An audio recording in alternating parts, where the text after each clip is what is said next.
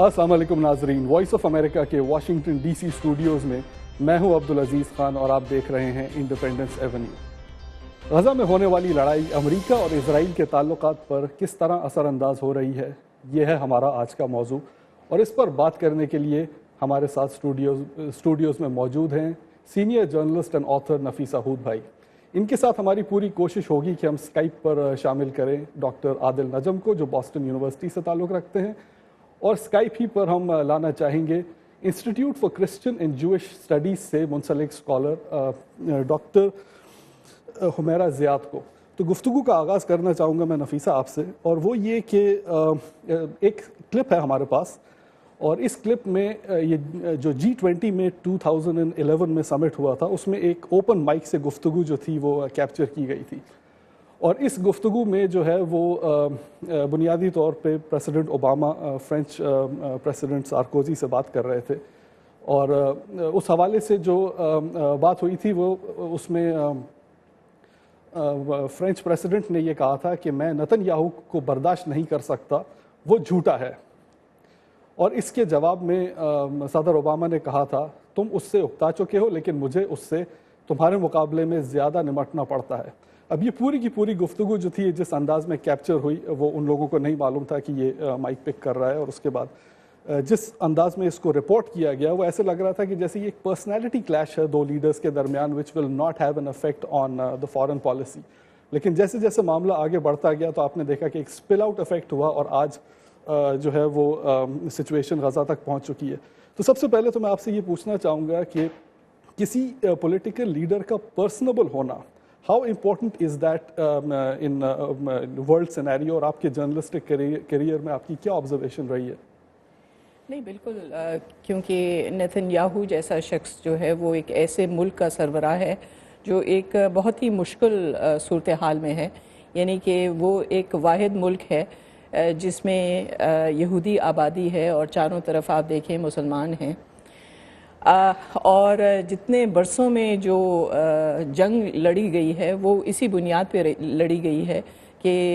जो अरब मुसलमान हैं उनका ये ख्याल है कि उनकी ज़मीन पे इसराइल ने कब्ज़ा किया है। ऐसे में ऐसी शख्सियत का होना ज़रूरी है जो कि एतदाल पसंद हो, और जो ऐसा ना नज़र आए कि बहुत ही ज़्यादा जारहाना हो। ज़ाहिर है सदर ओबामा को भी अपना एक अपनी रेपुटेशन रखनी है, इस लिहाज से उनके लिए बड़ा ज़रूरी है कि जिनके साथ वो डील करें वो भी उनकी तरह एतदाल पसंद नज़र आएँ। और हमारे साथ स्काइप पे ज्वाइन किया है हमें डॉक्टर आदिल नजम साहब ने। Sir, first of all thank you very much for taking out the time to speak to us. और दूसरा सर, मैं आपसे ये जानना चाहूँगा, मुझे नहीं मालूम कि हमारी, क्योंकि आपने गुफ्तगू में थोड़ा बाद में ज्वाइन किया था, और हमारी गुफ्तगू हो रही थी ओबामा और बेंजामिन नेतन्याहू की पर्सनैलिटी क्लैश के हवाले से। क्या आप समझते हैं कि ये दो शख्सियात का पर्सनैलिटी क्लैश है, या आपके ख्याल में it represents tip of the iceberg, like there is something deeper going on जो कि जैसे जैसे ज़माना आगे जाएगा हमें नज़र आएगी? मेरे ख्याल में दो तीन चीज़ें हो रही हैं। एक तो ये कि मुल्कों की जो आपस में ताल्लुकात होते हैं वो पॉलिसी की बुनियाद पे ही होने चाहिए, और बहुत सी चीज़ें जो हैं वो उनके आपस के जो जॉइंट इंटरेस्ट हैं उसके बेसिस पे होती है। तो उस हवाले से तो अमेरिका और इसराइल का जो रिलेशनशिप है बहुत गहरा, बहुत पुराना, बहुत देरीना है, वो रहता है। लेकिन यकीनन जैसे नफीसा ने भी कहा, जो एक रिलेशनशिप होता है लीडर्स का वो बहुत अहमियत रखता है उस मोमेंट पे, उस वक्त पे। और अगर आप देखें कि सदर जॉर्ज बुश और टोनी ब्लेयर का जो रिलेशनशिप था इराक की जंग की दरमियान,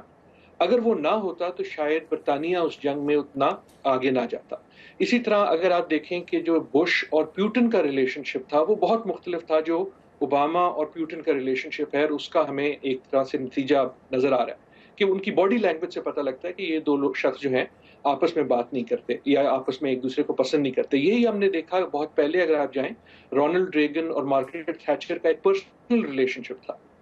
और उसका पॉलिसी पे असर पड़ता है, तो यकीनन पड़ता है, और नेतन्याहू के हवाले से भी पड़ता है। लेकिन खाली उस रिलेशनशिप की वजह से मुल्कों के जो पॉलिसीज हैं वो कोल्ड तो हो सकती हैं, वो थोड़ी सी तल्ख जरा ज्यादा हो सकती हैं, कोऑपरेशन में फर्क पड़ सकता है, लेकिन उसमें डीप चेंज नहीं आती। جو ڈیپ چینج ہمیں نظر آ رہی ہے میرے خیال میں اس کا تعلق صرف ان کی ریلیشن شپ سے نہیں ہے، اس کا تعلق ٹیکنالوجی اور آج کی دنیا سے ہے، اس کا تعلق ٹویٹر سے ہے، اس کا تعلق فیس بک سے ہے، اس کا تعلق اس بات سے ہے کہ یہ جو جنگ جو ہے یہ صرف غزہ میں نہیں لڑی جا رہی، صرف اسرائیل میں نہیں لڑی جا رہی، یہ آپ کی کمپیوٹر اسکرین پہ لڑی جا رہی، اور اس کی وجہ سے ایک پبلک اوپینین میں چینج آ رہا ہے دنیا بھر میں یقیناً اور امریکہ میں بھی، اور وہ اس ریلیشن شپ کو اور ایک سٹریس کے اندر ڈال رہا ہے، اور یہ ایک ڈائنامک ہے جو میرے خیال میں یقیناً نئی ہے امریکہ اور اسرائیل کی ریلیشن شپ۔ تو ڈاکٹر صاحب اس حوالے سے میں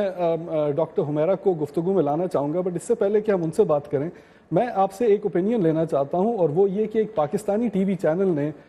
حماس کے لیڈر خالد مشال کا انٹرویو چلایا، اور اس میں انہوں نے یہ کہا کہ اسرائیل نے یہ حملہ کر کے صدر اوباما کو باقاعدہ امبیرس کرنے کی کوشش کی ہے۔ اب آپ دیکھتے ہیں کہ جب U N declared safe zones کے اوپر بامبنگ ہو رہی تھی تو امریکہ کی طرف سے ایک بڑا واضح اپوزیشن سامنے آیا تھا، اور وہ بھی ایک ایسے دور میں جب ٹریڈیشنلی یہ پولیٹیکلی انکریکٹ رہا ہے کہ آپ اسرائیل کو اتنے سخت الفاظ میں کرٹیسائز نہیں کر سکتے، لیکن اس کو نظر انداز کرتے ہوئے جو یونائٹڈ نیشنز کے اوپر بامب کیا گیا، تو کیا آپ یہ سمجھتے ہیں کہ یہاں پہ کوئی میسج کنوے کرنے کی کوشش کی جا رہی تھی؟ میرے خیال میں دیکھیں یہ کہنا کہ اسرائیل نے صدر اوباما کو امبیرس کرنے کی کوشش کی، میرے خیال میں یہ سیاسی ایک سٹیٹمنٹ تو ہو سکتی ہے، لیکن اتنی بڑی رسک نہ اسرائیل لینا چاہتا ہے۔ اسرائیل یہ جانتا ہے کہ اس کا اس وقت دنیا میں اگر کوئی سٹیبل دوست ہے اور مددگار ہے تو وہ امریکہ ہی ہے، لیکن یقیناً آج بھی، اور یہ نیتن یاہو سے پہلے بھی ہم نے دیکھا ہے کہ اسرائیل کے لیے اس کا اپنا جو انٹرسٹ ہے وہ باقی ملکوں کی طرح سب سے اہم ہوتا ہے، اور وہ کئی بار امریکہ کو پش کرتا ہے، نچ کرتا ہے کہ جو لمٹ ہے اس کو ایک طرح سے اس کو پش کرنے کی کوشش کرتا ہے، اور یہاں بھی ہم نے وہی دیکھا۔ لیکن میرے خیال میں یہ کہنا کہ وہ جس کو ہم پنجابی میں شاید پنگا کہتے ہیں، صرف امریکہ سے پنگا لینے کے لیے کریں گے، نہ یہ ان کے مفاد میں ہے نہ کسی اور کے مفاد میں ہے۔ یہ ضروری ہے کہ اس سے صدر اوباما کی زندگی جو پہلے ہی بڑی مشکل تھی وہ اور مشکل ہوگی، کیونکہ اس کی جو ٹائمنگ ہے انٹرنیشنل افیئرز میں وہ بہت اہمیت کی حامل ہے، اور اس کا بہت سا نقصان ہوا ہے۔ مثلا اس وقت جو عراق میں آئسس کر رہا ہے اس سے ٹوٹل اٹینشن ہٹ گئی، اور اگر ہم 10 سال بعد دیکھیں گے تو شاید ہم یہ پچھتائیں گے، چاہے مسلمان ہو چاہے نہ ہو، ہم یہ پچھتائیں گے کہ اس اٹینشن ہٹنے کی وجہ سے جو نقصان ہوگا۔ اسی طرح جو کرائمیا میں اور اس کے بعد یوکرین میں ہو رہا تھا اس سے اٹینشن ہٹ گئی ہے، تو یقیناً اس نے صدر اوباما کی زندگی مشکل کر دی ہے، لیکن میرے خیال میں یہ کہنا کہ یہ شاید جان بوجھ کے سوچی سمجھی کوئی سازش تھی، تو یہ کنسپریسی تھیوری۔ اسی حوالے سے میں اب گفتگو میں ڈاکٹر حمیرہ زیاد کو لانا چاہوں گا، اور ڈاکٹر صاحبہ میں آپ سے یہ جاننا چاہتا ہوں کہ ابھی ڈاکٹر عادل نجم صاحب نے بات کی سوشل میڈیا کی، تو سوشل میڈیا کے حوالے سے جو آپ نے امپیکٹ دیکھا ہے اس کو آپ کس طرح سمرائز کرتی ہیں کہ اس نے جو ہے وہ دونوں سائڈز میں پورا کا پورا جو پبلک اوپینین ہے اس کو کس جانب ٹلٹ کیا ہے؟ جی بالکل، یاد ہے ڈاکٹر نجم بالکل صحیح بات کہہ رہے ہیں کہ یہ جنگ سوشل میڈیا پہ ہی لڑی جا رہی ہے، اور میں یہ دیکھ رہی ہوں کہ ہمارے مسلم امریکن کمیونٹی میں جس طرح سے یہ آن دا گراؤنڈ نیریٹیوز، جس طرح سے اسنیپ شاٹ فرام دا سین، ایسی چیزیں جو آ رہی ہیں سوشل میڈیا پہ، یہ اصل میں مین اسٹریم میڈیا پر بہت امپیکٹ ہو رہا ہے اس سے۔ تو مین اسٹریم میڈیا اب دیکھ رہا ہے کہ ہم فیس بک پہ، ٹویٹر پہ، ہر طرح کے سوشل میڈیا پہ اب ہم دیکھ سکتے ہیں کیا کیا ہو رہا ہے، مطلب آن دا گراؤنڈ غازہ میں، اور ہم اگر دیکھ سکتے ہیں اور اس طرح سے ہمیں جنگ کے بارے میں یہ معلومات مل رہی ہے، ہمیں آن دا گراؤنڈ معلومات مل رہی ہے، تو مین اسٹریم میڈیا کو بھی تھوڑا اپنا نیریٹو بھی بدلنا ہوتا ہے اب، اور ہم دیکھ سکتے ہیں مطلب ہر طرح کی مین اسٹریم میڈیا پہ نیریٹوز بدل رہے ہیں۔ NPR پہ بھی وہ بھی مین اسٹریم ہی آخرکار ہے، اس میں کافی پریشر ڈال رہے تھے، ابھی میں سن رہی تھی کافی پریشر ڈال رہے تھے اسرائیلی ایمبیسڈر پہ کہ یہ کیا ہو رہا ہے، کیوں ہو رہا ہے، اتنے سویلینز مارنے کی ضرورت بھی ہے اس انکرجن میں۔ تو یہ بالکل صحیح بات کہہ رہے ہیں کہ زیادہ تر جو مسلم امریکنز وہ موبلائز ہو رہے ہیں وہ سوشل میڈیا پہ موبلائز ہو رہے ہیں۔ ہم نے دیکھا ہے کہ تھوڑے سے ویسے بھی ایفرٹس ہوئے ہیں، جیسے وہ council of American Islamic relations نے کنگریشنل بریفنگ کی تھی، وہ نیشنل مارچ آن دا وائٹ ہاؤس ہوا تھا August 2 پہ، تو ایسے بھی موبلائزیشن ہو رہے ہیں، لیکن زیادہ تر یہ سوشل میڈیا پہ ہو رہے ہیں۔ اور یہ بہت ہی اہم بات ہے. یہ ہمیں اس کا یہ سمجھنا چاہیے ہے کہ سب وہ پٹیشنز بھی، مگر زیادہ تر سب سے اہم بات یہ ہے کہ یہ ہم دیکھ سکتے ہیں کہ ہو رہا کیا ہے، مطلب ہمیں نظر آ رہا ہے کہ ہو رہا کیا ہے، ہم کچھ چھپا نہیں سکتے ہیں. ہاں تو اسی گفتگو میں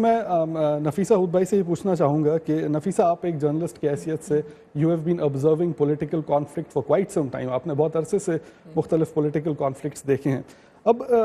جس طرح سے ہم میڈیا کی کوریج دیکھتے ہیں تو ایسا لگتا ہے کہ جیسے سپلٹ ہو گئی ہے. ایک طرف مین اسٹریم میڈیا ہے جو ایک آفیشیل آواز ہے، اور دوسری طرف فیس بک، سوشل میڈیا، ٹویٹر جو ایک طرح کا گوریلا میڈیا ہے. تو اس حوالے سے کیا آپ یہ سمجھتی ہیں کہ جو میجر اوپینین میکرز ہیں وہ اب گوریلا میڈیا والے ہیں، وہ فیس بک ہے، ٹویٹر ہے، and the only way mainstream media can survive is if it adapts an apologetic role, اور وہ معافی مانگنا شروع کر دے؟ Do you get that impression from the coverage?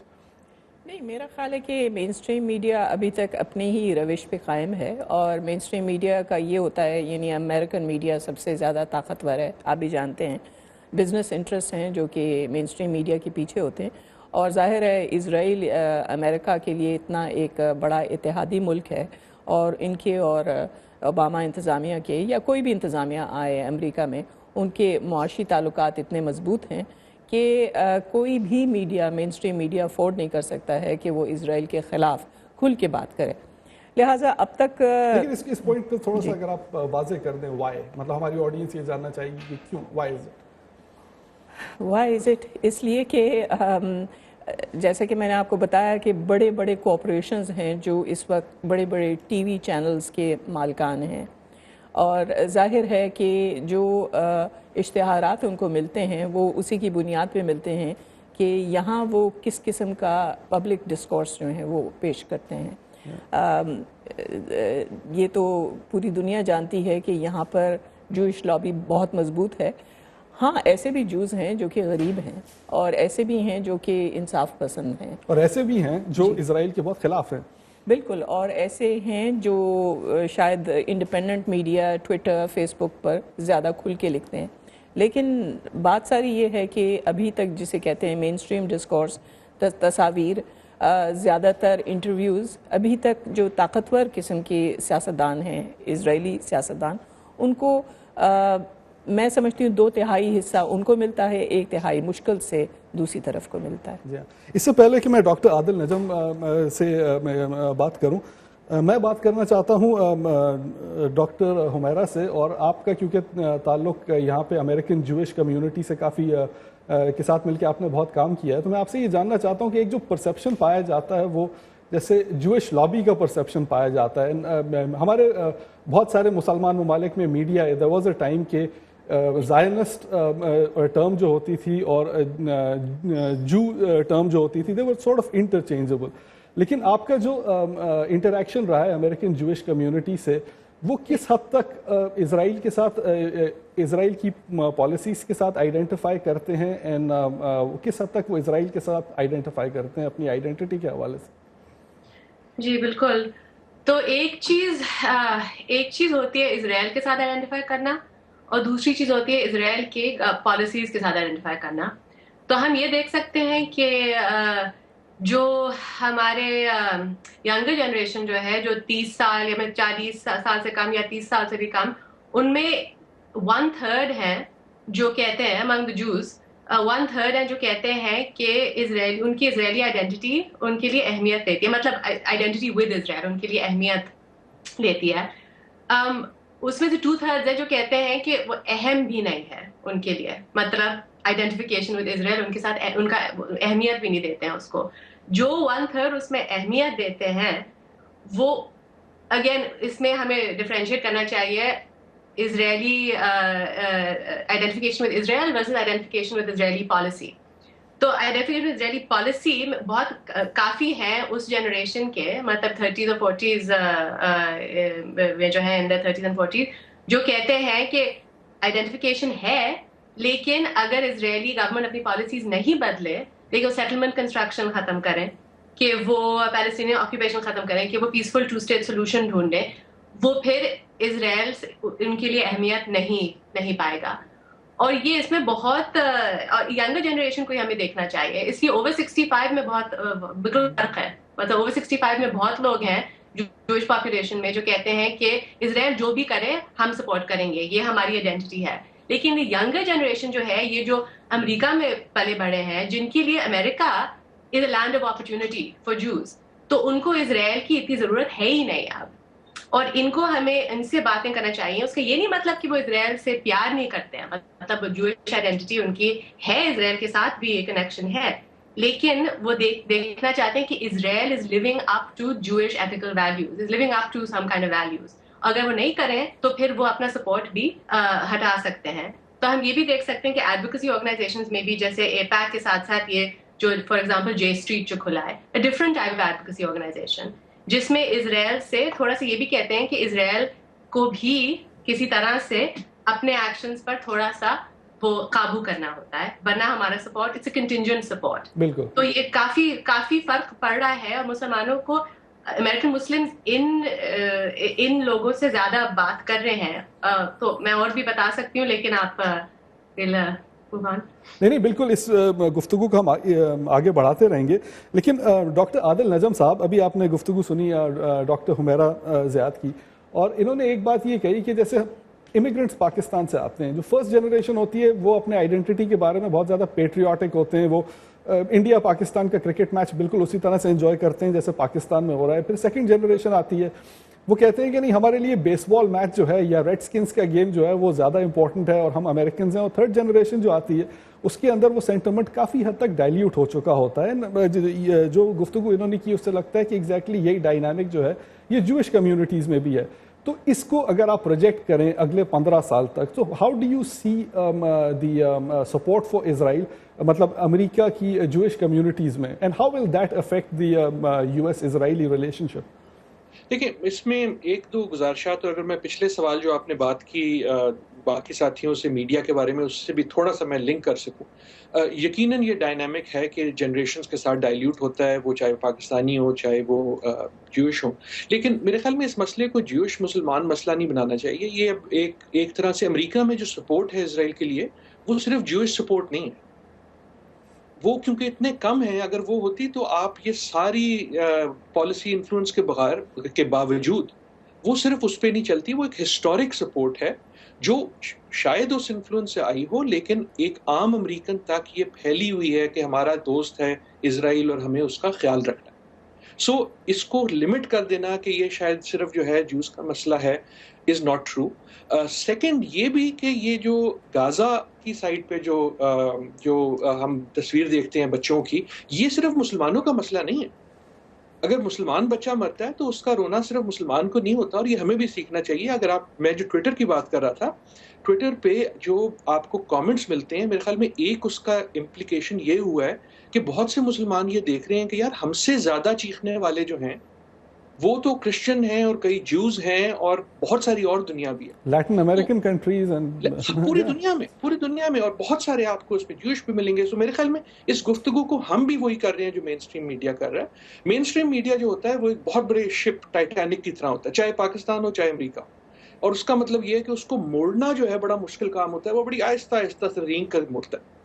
یہ جو سوشل میڈیا ہے یہ موٹر بوٹ ہے, وہ 1 منٹ میں جیسے ہی کوئی عمل ہوتا ہے اس کے 3 سیکنڈ بعد اپنا ری ایکشن جو ہے وہ دیتا ہے, اور اس پہ ہر ایک بول سکتا ہے. تو ہم دیکھ یہ رہے ہیں کہ اب جو سوشل میڈیا ہے وہ سیپ ان کرنے لگا ہے مین اسٹریم میڈیا کی گفتگو میں. آئی تھنک نفیسہ بالکل درست ہیں کہ ابھی بھی اس کا جو ہے بیسک رجحان وہی ہے جو پہلے تھا, لیکن سوشل میڈیا اور گفتگو ان کو فورس کر رہی ہے کہ دھیمے دھیمے طریقے سے, کئی بار شرمندگی کے ساتھ, کیونکہ وہ ان سوالوں کو اوائڈ نہیں کر سکتے, وہ اس ٹویٹر میڈیا کی کانورسیشن کو اوائڈ نہیں کر سکتے, تو وہ چینج ہو رہے ہیں. اچھا, سچی بات یہ ہے کہ ہم پاکستان میں بھی یہی دیکھ رہے ہیں. اگر آپ پاکستان کی کوریج دیکھیں وہ اتنی ہی ون سائیڈڈ ہے, بلکہ زیادہ ون سائیڈڈ, جو آپ کو شاید یہاں نظر آتی ہے. تو بہت سارے لوگ کہتے ہیں یار اگر میں نے کوئی بیلنس چیز دیکھنی ہے تو میں جاتا ہوں ٹویٹر پہ, سارا شور سنتا ہوں, ہر ایک کی چیخیں سنتا ہوں, اور پھر خود فیصلہ کر لوں گا. اور لیکن دا بگیسٹ تھنگ از کہ اس کو ہمیں ایز اے ہیومینیٹیرین ایشو دیکھنا چاہیے. اور ایک سبق یہ لینا چاہیے کہ اگر آپ کو ٹویٹر پہ کوئی یہودی نظر آتا ہے یا کرسچن نظر آتا ہے جو ایک مسلمان بچے کے رونے پہ آنسو بہا رہا ہے، تو آپ کا اور میرا یہ بھی فرض ہے کہ جب ہمیں آئسس نظر آتا ہے کہ کسی کرسچن کو یا کسی مائنورٹی کو وہاں قتل کر رہا ہے، تو ہمیں بھی ویسے ہی آنسو بہانا چاہیے۔ تو ہم بھی پروکیل ہو چکے ہیں یہ سمجھنے میں کہ شاید صرف مسلمانوں کا غم ہمارے مسلمانوں کے لیے، اور ہمیں تو یہ نہیں پتا کہ مسلمان کون ہے اور کون کس کو ہم مسلمان مانیں گے یا نہیں مانیں گے۔ تو کہنے کا میرا مقصد یہ ہے کہ میرے خیال میں اس گفتگو سے یقیناً امریکہ کو سیکھنا چاہیے، لیکن باقی دنیا اور مسلمان دنیا کے لیے سبق یہ ہے کہ اگر آپ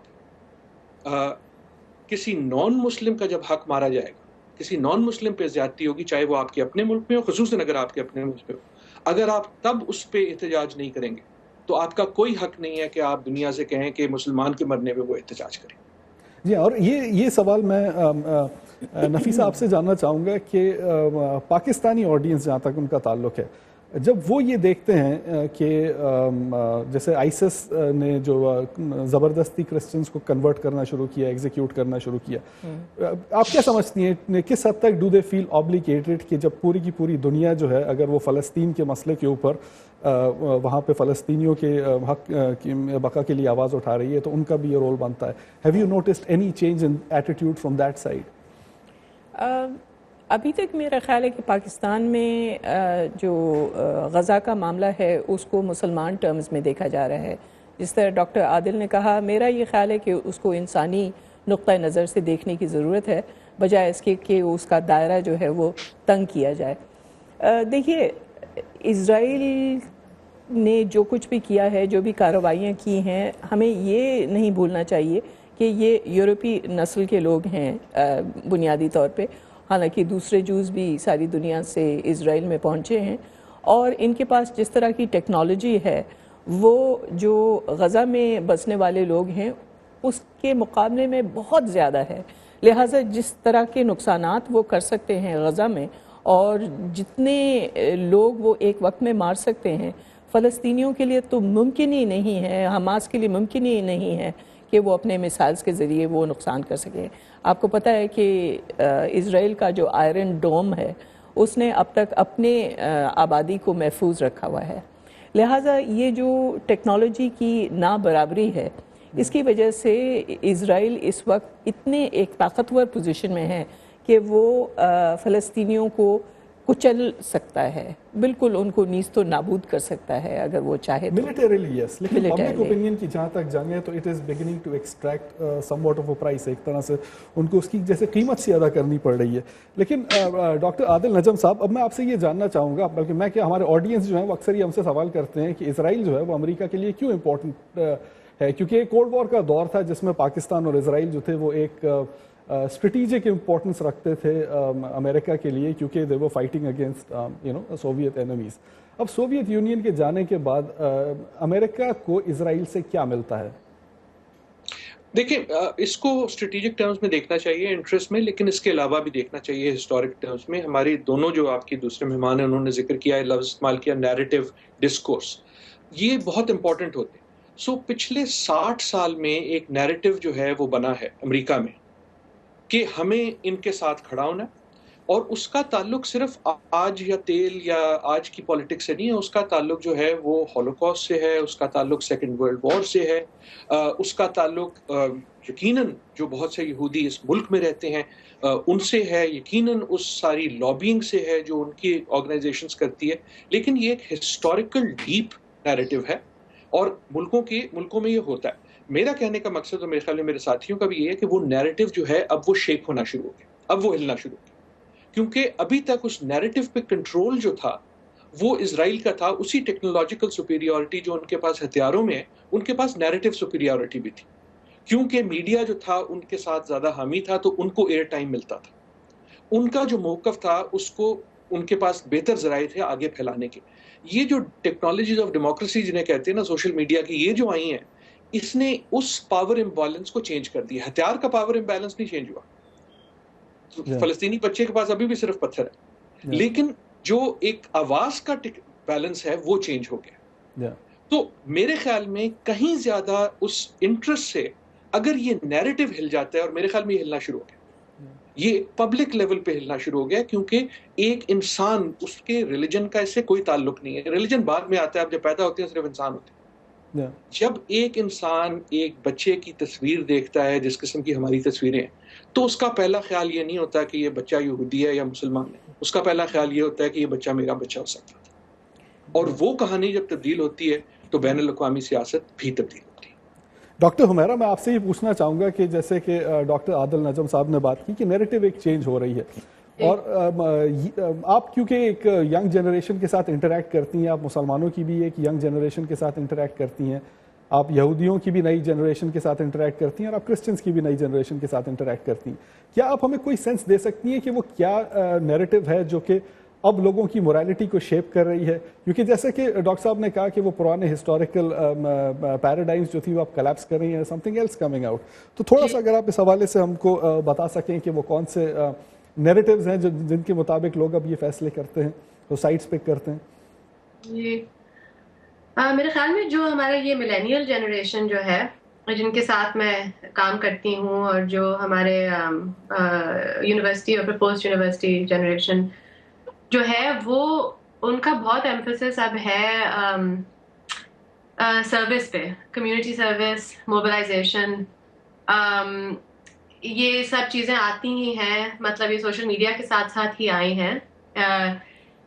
اور یہ وہ جنریشنز ہیں جو بہت آسانی سے ایک کاز کے پر موبلائز کر سکتے ہیں، اور یہ کرنا چاہتے ہیں جو ان کے ماں باپ نے جو پیسے کمانے کی فکر میں تھے، یہ دنیا میں امن پھیلانا چاہتے ہیں. یہ ہمیں پتہ ہے جنریشنز کے بارے میں. تو ان ویسے ان کوالٹیز کے ارد گرد وہ موبلائز ہوتے ہیں. اور یہ اسرائیل پیلسٹائن کا جو کانفلکٹ جو ہے، یہ بھی ایسے ہی وہ دیکھتے ہیں، انہی آنکھوں سے دیکھتے ہیں. میں یہ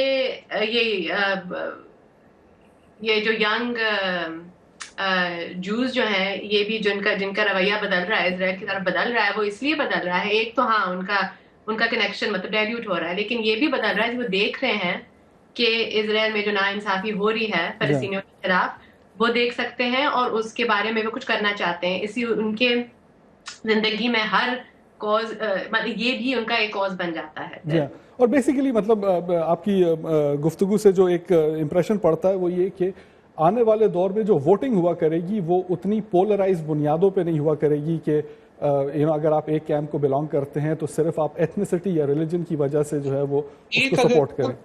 بہت مختصر اگر بالکل ایک جملے والی بات میں کر سکوں کہ ایک چیز یہ ہوئی ہے، اب تک اسرائیل جو تھا وہ اپنے آپ کو وکٹم ثابت کر سکتا تھا کہ ہم سیکنڈ ورلڈ وار سے لے کے اب تک ہم وکٹم ہیں، ہم ایک چھوٹا سا ملک ہیں، گھرے ہوئے ہیں ان لوگوں میں. لیکن اس آئرن شیلڈ کے بعد، اس آئرن ڈوم کے بعد، اور اب وہ اپنے آپ کو وکٹم نہیں دکھا سکتا، اور یہ نیریٹو بدلتا. نفیسہ آپ کے پاس 1 منٹ رہ گیا ہے. میں سمجھتی ہوں کہ ابھی تک کیونکہ مین اسٹریم میڈیا جو ہے وہ اسرائیل کی طرف ہے، لہٰذا یہ حماس کو ایک دہشت گرد تنظیم کے طور پہ وہ دکھاتے ہیں کہ وہ بچوں کے درمیان میں بیٹھے ہوئے ان کو شیلڈز کے طور پہ استعمال کر کے میسائلز پھینکتے ہیں. لہٰذا یہ نیریٹو بھی جو ہے اس کو بھی ذہن میں رکھیں کہ اسرائیل اپنے آپ کو ایک وکٹم دکھاتا ہے. تو ناظرین، یہ گفتگو جو تھی یہ ایسی نہیں تھی کہ اس کو ہم اتنے کم ٹائم میں کر سکیں، لیکن آئی ایم شیور کہ کوئی نہ کوئی بات ایسی ضرور ہوئی ہوگی جس سے لوگوں کے پرسپیکٹیوز اس حوالے سے آگے بڑھے ہوں گے. میں ڈاکٹر عادل نجم کا بہت شکر گزار ہوں، انہوں نے جوائن کیا ہمیں اسکائپ کے اوپر. ڈاکٹر حمیرہ زیاد کا بہت شکر گزار ہوں کہ انہوں نے جوائن کیا ہمیں اسکائپ کے اوپر. اور نفیسہ آپ کا کہ آپ نے ہمیں جوائن کیا. ناظرین اجازت دیجیے گا، خدا حافظ.